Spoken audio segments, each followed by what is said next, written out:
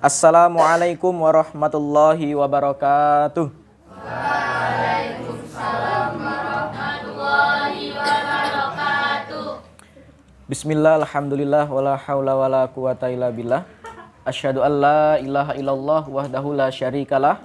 Wa asyhadu anna Muhammadan abduhu wa rasuluh la nabiyya wa la rasula ba'dah. Allahumma surah sudurana wa tazawwas an sayyatina wa hablana fahmal anbiya'i wal mursalin wa hablana fahmas salafus salih. Allahumma anfa'na bima 'allamtana wa 'allimna ma yanfa'una wa zidna ilman wa na'udzubillahi min ahwali ahli nar.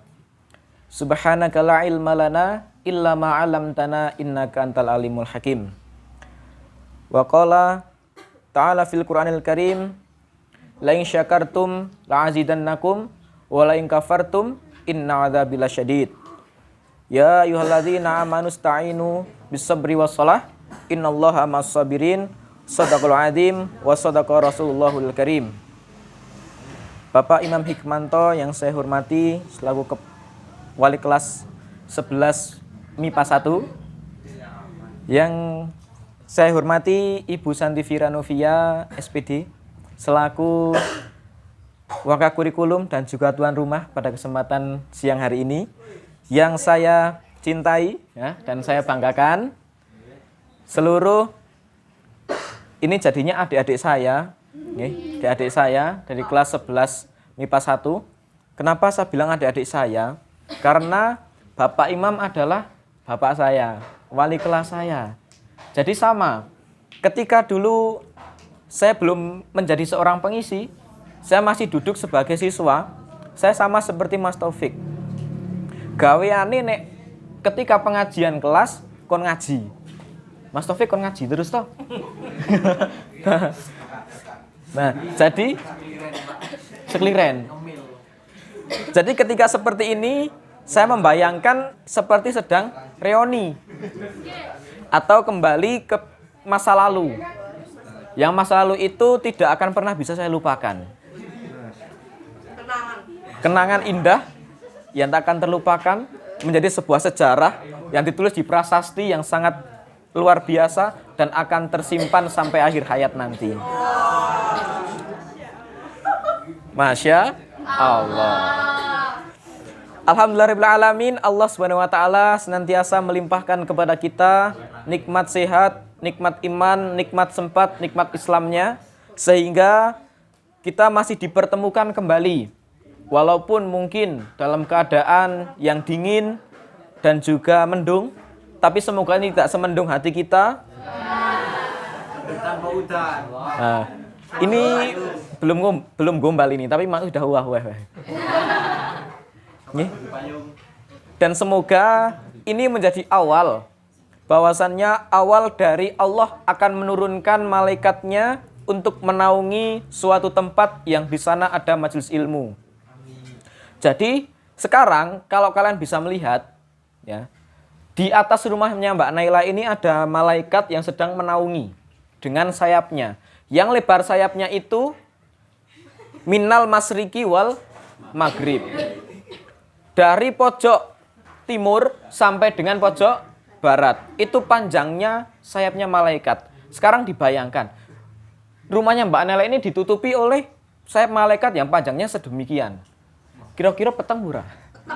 Nah, tapi terang kan? Terang. Karena apa? Malaikat tercipta dari cahaya. Maka semoga mulai dari ini Allah melimpahkan karomahnya, Allah melimpahkan rizkinya, Allah melimpahkan kasih sayang kepada keluarganya Mbak Naila, sehingga nanti kita bisa ketemu lagi di rumahnya Mbak Naila ini dengan suasana yang lebih istimewa lagi daripada yang sekarang. Salawat serta salam semoga tetap tercurah kepada suatu hasanah kita, khatamun nabi Nabiullah Muhammad sallallahu alaihi wasallam, yang senantiasa kita nantikan syafaatnya fi dunya hatal akhirah. Adik-adikku semuanya, yang saya cintai, adakah yang tahu kapan lahirnya baginda Rasulullah Muhammad SAW? 12 12 Rabiul Awal tahun gajah. Nah, gajah. 12 Rabiul Awal. Sekarang ini sudah masuk bulan Rabiul Awal. Kalau orang Jawa mengatakan bulan Rabiul Awal itu sebagai bulan mulut. Nah, mulut. Jadi besok pada tanggal 12 Rabiul Awal ketika Nabi Muhammad dilahirkan itu ada namanya Maulidan. Nah, Maulidan ini sebenarnya untuk memperingati kelahiran baginda Nabi Muhammad SAW. Nah, maka dari itu kita semuanya sebagai umat Nabi Muhammad SAW harus merayakan, merayakan bukan dengan kembang api, bukan dengan pesta, atau bukan dengan hal yang tidak baik. Tetapi merayakan dengan apa? Dengan kita senantiasa melantunkan sholawat-sholawat kepada Nabi Muhammad Sallallahu Alaihi Wasallam. Karena gini, pernah suatu ketika diceritakan, ini langsung cerita saja, main cepet. Ada seseorang yang di sana itu dia sudah berada di depan pintu neraka, sedang digeret oleh malaikat, diseret oleh malaikat untuk masuk ke neraka. Nah, kemudian orang ini melihat Nabi Muhammad sedang berjalan. Nah, setelah melihat Nabi Muhammad, beliau langsung meraih jubah Nabi Muhammad. Ya baginda Muhammad, ya baginda Muhammad, begitu. Dia meminta syafaat, syafaatilah hamba, syafaatilah saya. Tapi Nabi Muhammad kenapa? Tidak mengenali umatnya itu. Nabi Muhammad mengenali, tetapi Allah tidak meridhoi kalau Nabi Muhammad memberikan syafaat. Karena apa? Umat ini tidak pernah bersolawat kepada Nabi Muhammad. Nah, kita sudah diberikan suatu bocoran. Ya. Suatu bocoran itu apa? Sebanyak 10 kali kita melantunkan sholawat tersebut satu hari. Ketika apa? Ketika sholat, ketika tahiyat. Ya, tahiyat pertama, tahiyat kedua, kita senantiasa melantunkan sholawat kepada Nabi Muhammad. Bagaimana bunyi sholawatnya? Allahumma sholli ala Muhammad wa ala ali Muhammad. Nah, itu sholawatnya. Sholawat untuk Nabi Muhammad. Nah, demikian. Semoga dengan sholawat yang senantiasa kita lantunkan, Nabi Muhammad menganggap kita sebagai umatnya. Nah, karena apa? Yang besok akan masuk ke dalam surga itu bukan karena amal ibadah kita. Dicatat, bukan karena amal ibadah kita. Tetapi apa? Kita masuk ke dalam surga itu karena syafaat. Nah, ini. Syafaat bisa datang dari berbagai unsur. Pertama, syafaat dari Allah. Ridho Allah, kita bisa masuk ke dalam surga. Yang kedua, syafaat Nabi Muhammad. Satu-satunya Nabi yang bisa memberikan syafaat kepada umatnya itu adalah Nabi Muhammad Sallallahu Alaihi Wasallam. Beruntunglah kita menjadi umatnya Nabi Muhammad Sallallahu Alaihi Wasallam. Nah, itu. Kemudian, suatu ketika, ini tak ceritani lagi. Suatu ketika ada sahabat yang bertanya, ya Rasulullah, siapakah dari umatmu yang akan masuk surga terlebih dahulu? Nah, ini. Siapa? Amin. Semoga kita ya. Karena apa? Nabi Muhammad kemudian bersabda dan menjelaskan hal itu.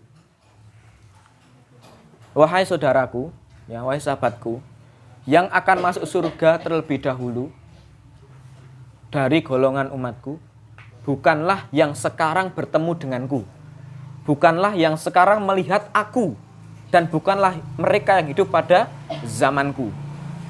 Tetapi orang-orang yang akan masuk surga terlebih dahulu itu adalah umat-umat yang tidak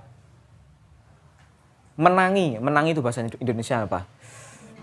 Nah, berjumpa. Tidak berjumpa dengan diriku. Sebab mengapa? Aku tidak mereka lihat. Mereka tidak pernah bertemu denganku. Dan mereka mungkin tidak tahu wajahku seperti apa. Tetapi mereka yakin, mereka percaya, mereka cinta kepadaku dan mereka senantiasa rindu kepadaku. Itu yang akan masuk surga terlebih dahulu. Nah, jadi sekarang, ojo masyaallah sih. Ya, sekarang yang harus kita rindukan itu bukan ayang. Ya. Bukan ayang, bukan teman.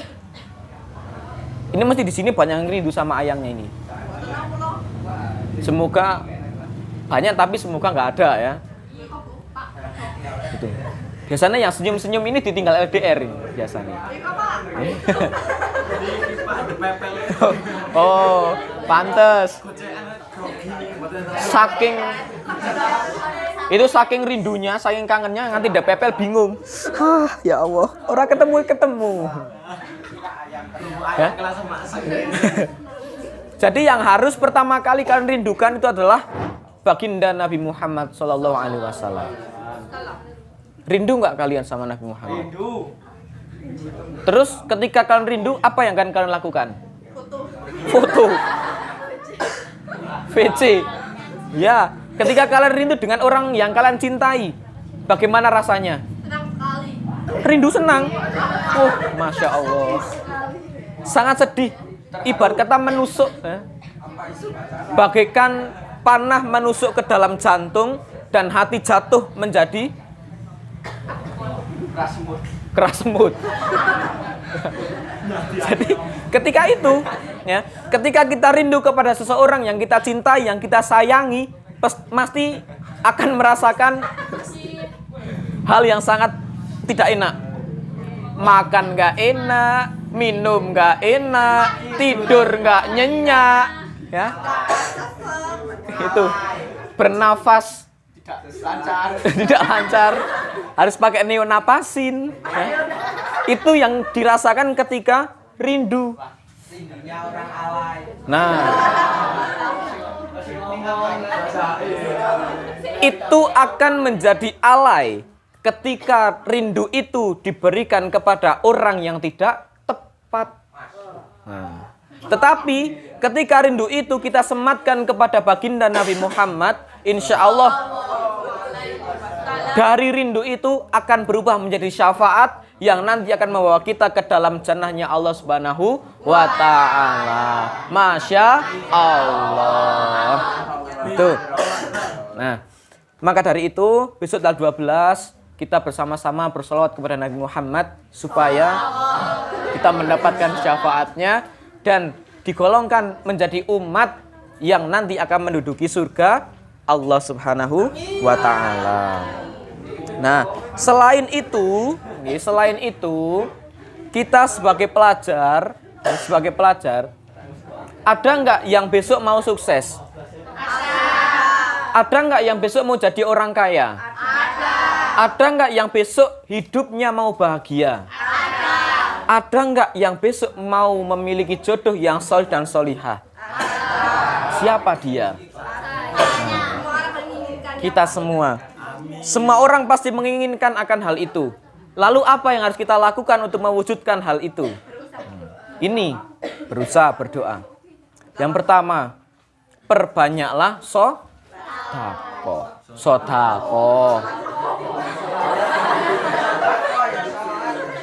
Kenapa saya sebutkan sodako bukan sholat? Karena sholat itu kewajiban. Kewajiban kita kepada Allah. Kalau sedekah itu bukan kewajiban, tetapi itu sebuah keutamaan. Maka dari itu, perbanyaklah sedekah. Karena Allah berfirman dalam Quran surat Al-Baqarah ayat yang ke-261. Yang artinya, perumpamaan orang yang menginfakkan hartanya di jalan Allah. Nah, ini menginfakkan hartanya di jalan Allah. Nah, ini salah satunya. Keluarganya Mbak Naila sudah melakukan ini.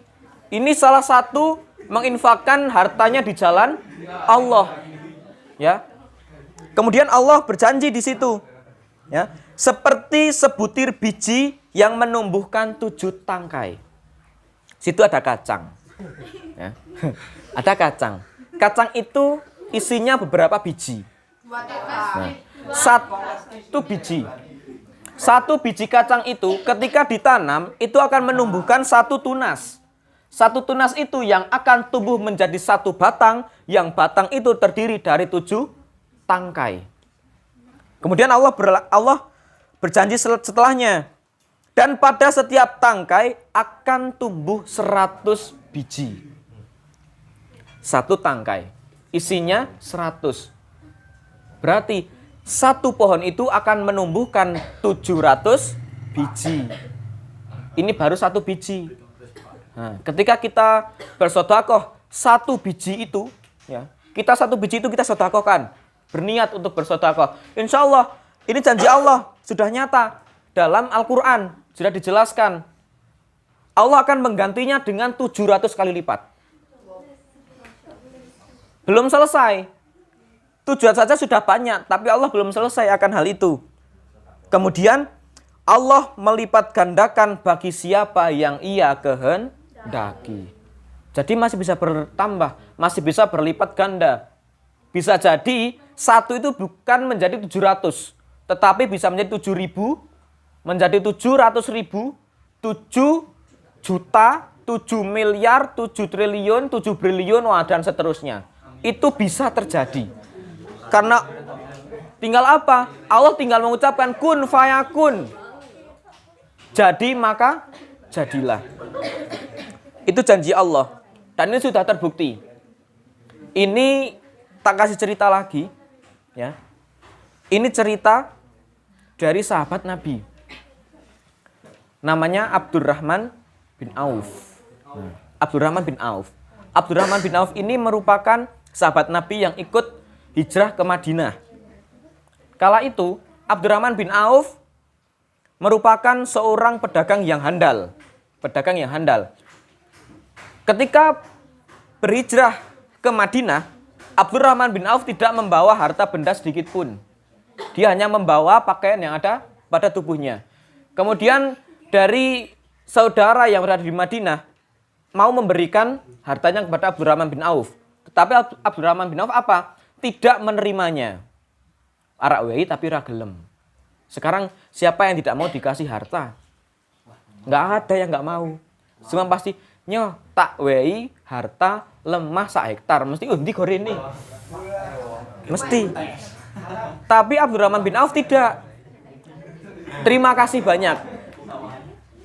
Saya tidak ingin merepoti Anda, tetapi jika Anda berkenan, tunjukkanlah saya pasar. Nah, ini Abdurrahman bin Auf. Tunjukkanlah saya pasar. Kemudian Abdurrahman bin Auf jalan ke pasar itu, berdagang di situ, dan beberapa bulan kemudian dia sudah menjadi orang terkaya satu Madinah. Nih, ini belum sampai jos ini. Kemudian setelah itu Abdurrahman bin Auf wis dadi wong sugih to. Sugih ra karuan. Akhirnya apa? Abdurrahman bin Auf bosen dengan kesugihannya. Nah, dengan kekayaannya bosen. Ini aneh, ya, aneh. Kenapa sampai bosen dengan sugihnya? Dengan hartanya bosen semua. Akhirnya apa? Abdurrahman bin Auf berdoa kepada Allah. Doanya gini, tapi tolong jangan dipraktekkan, ya. Sekali lagi saya tekankan, jangan dipraktekkan ini, doa ini ya, jangan. Doanya apa? Ya Allah, miskinkanlah hamba.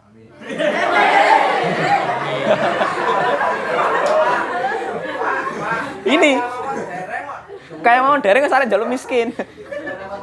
Makanya ini jangan dipraktekkan ya. Ini doanya Abdurrahman bin Auf. Ya Allah, miskinkanlah hamba. Kok ono lo jaluk miskin? Padahal kita berdoa, ya Allah, kayakanlah hamba, berikanlah hamba mobil, rumah, tanah, motor Vespa. Minta seperti itu. Tetapi Abdurrahman bin Auf berbeda. Ya Allah, miskinkanlah saya, miskinkanlah hamba. Coba, apa yang ada di benaknya Abdurrahman bin Auf itu? Kemudian Allah mengabulkan.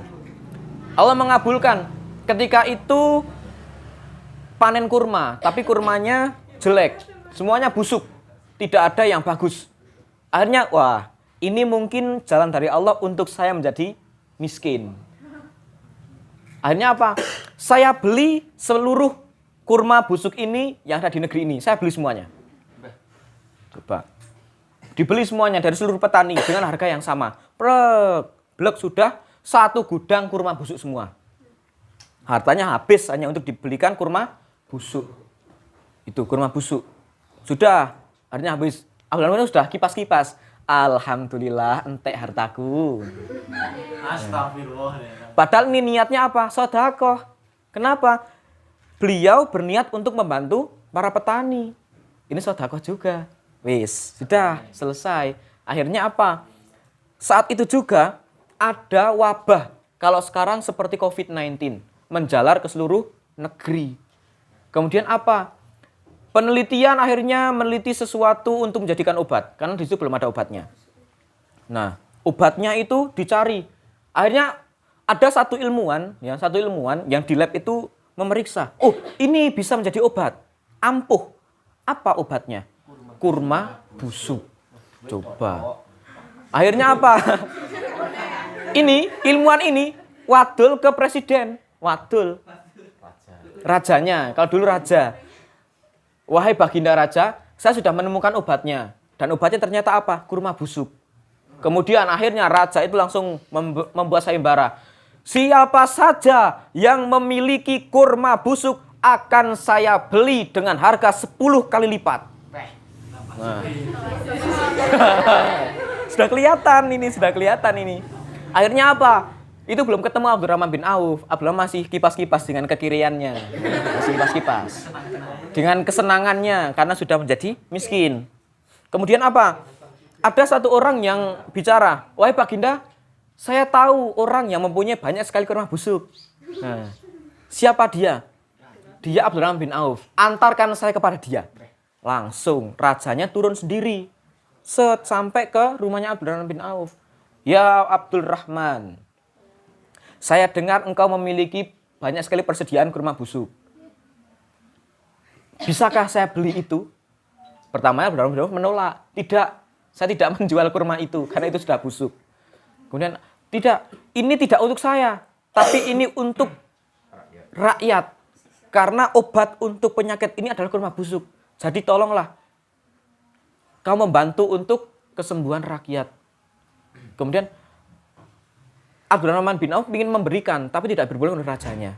Tidak akan saya beli dengan harga 10 kali lipat dengan apa yang telah kau keluarkan untuk membeli kurma ini.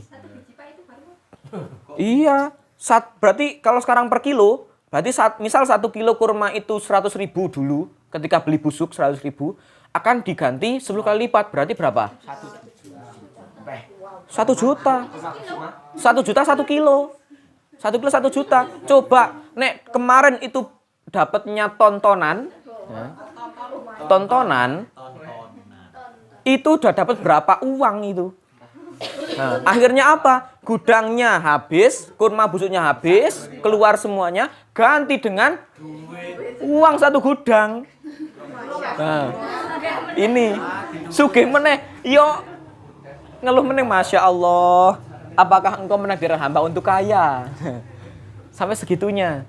Inilah manfaat dari sedekah, membantu orang lain. Ini yang terpenting.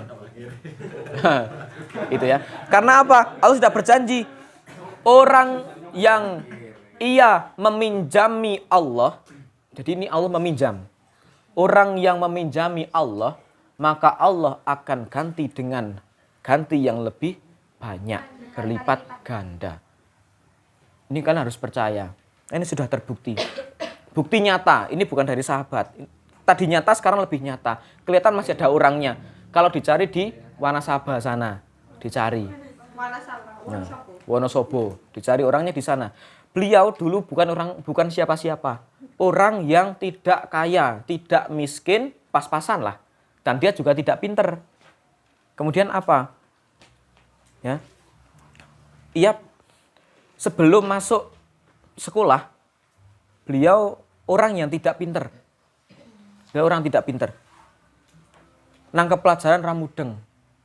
Ketika guru menerangkan, bikin nerangke opo ya. Kok jan ora mudeng blas. Koyo-koyo ki. Koyo-koyo ki guru itu berbicara menerangkan itu bungen tuwa. Ngerti bungen tuwa? Mlebu tengen metu kiwa. Lewat totok. Sret wis klalen. Apa ya? Ada sing seperti itu. Ada. Nah, itu. Ini. Apalagi matematika ya. Nah, kemudian orang ini apa?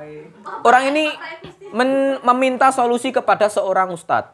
Ya ustadz, saya itu kok belajar tidak pernah mudeng, tidak pernah bisa. Hanya saya dengarkan tapi tidak paham bagaimana caranya. Kemudian ustadz itu berbicara, sekarang coba kamu lakukan ini. Kamu sisihkan uangmu walau 1.000, kamu masukkan uang itu ke dalam kotak infak, setiap kamu akan berangkat sholat subuh. Ini namanya sedekah subuh. Setelah subuh, masukkan 1.000, masukkan 1.000. Akhirnya dilakukan. Setelah dilakukan, berjalan 1 bulan, orang itu kemudian kembali menimba ilmu, apa yang terjadi? Wis langsung paham. Matematika yang rumitnya seperti itu, ada gradien, ada min, ada median, dan ada modus, langsung paham. Bisa langsung paham. Ini, kemudian orang ini, ya, waduh lagi, Ustadz, saya pengen masuk ke sekolah favorit. Bagaimana caranya? Nah, kalau kamu mau masuk sekolah favorit, tambahlah sedekahmu. Ditambahlah 2.000 setiap pagi. Bleng 2.000 setiap pagi, 2.000 setiap pagi. Akhirnya apa? Ujian nasional. Dulu masih ujian nasional. Ujian nasional, dia bukan menjadi peringkat terakhir lagi. Tetapi menjadi peringkat yang pertama. Masya Allah. Bisa seperti itu. Akhirnya apa? Dia masuk ke sekolah negeri itu. Sekolah negeri, sekolah favorit, itu tanpa tes, tanpa biaya karena kepinterannya. Nilai ujiannya dulu 38,5. Bukannya mendekati sempurna. Itu ujian SMP itu. Luar biasa, Masya Allah. Jadi mulai sekarang, yang besok mau melanjutkan kuliah, mau melanjutkan nikah, mau melanjutkan bekerja, mulai sekarang bersedekahlah. Karena sedekah ini yang nantinya akan menyelamatkan kalian dan akan memberikan pintu sukses untuk kalian. Itu. Kemudian ini cerita sekali lagi. Sebelum saya akhiri. Cerita lagi. Lebih seneng nih bisa tak akhiri kan ini bisa langsung beger. Terakhir. Ya? Ini. Kalian masih ingat nggak dengan peristiwa di lampu merah di Kalimantan? Yang tronton nabrak itu. Nah, yang tronton nabrak motor banyak sampai motornya kuntal-kuntal. Nah, itu. Di situ ini kejadian nyata dan bukan rekayasa, bukan sulap, bukan sihir. Tapi nyata, ya. Nyata ini, saya ceritakan ini. Di situ ketika tronton itu nabrak, bruk, semuanya hancur ludes di situ. Tetapi ada satu kendaraan. Bukan dokar. Satu kendaraan ini pakai motor. Motor biasa jadul tua. Kalau sekarang Impreza ya mungkin ya. Motor tua jadul ini. Kemudian apa? Dia berada di tengah-tengah orang yang ditabrak itu. Tetapi apa? Dia tidak lecet sedikit pun. Bahkan dia masih stay di motornya. Stay di motornya. Dia diam di motornya. Tidak kesentuh apapun, tidak lecet, bahkan tidak kena angin dari yang tabrakan itu. Iya, padahal apa? Kalian bisa lihat videonya kan? Ketika tronton itu nabrak, brek, ada mobil sampai muter-muter kan? Kuntal jatuh, bruk, hancur. Yang korban jiwanya berapa banyak itu? Reksek itu. Wong ketabrak kuntal langsung brek mati. Itu coba tek langsung sek. Ono sing kegiling barah. Hah? Kegiling itu beneran. Sampai badannya nggak kelihatan, sudah roto dengan tanah. Itu orangnya, sampai seperti itu. Tapi apa? Ada satu orang pakai motor, dia di tengah-tengah tapi dia tidak apa-apa. Coba, bapak-bapak ini, boncengan padahal. Nggak, ini boncengan dengan istrinya. Istri loh ya, istri. Ini istrinya ya, ini istrinya, boncengan dengan istrinya, bukan dengan pacarnya ya. Halal nih ini. Barang halal. Itu. Kemudian apa? Setelah selesai kejadian itu, orang ini ditanya. Mas, samangki wong sing liyane ketabrak, sing liyane mati, kok samang iso ora apa-apa padahal ning kono.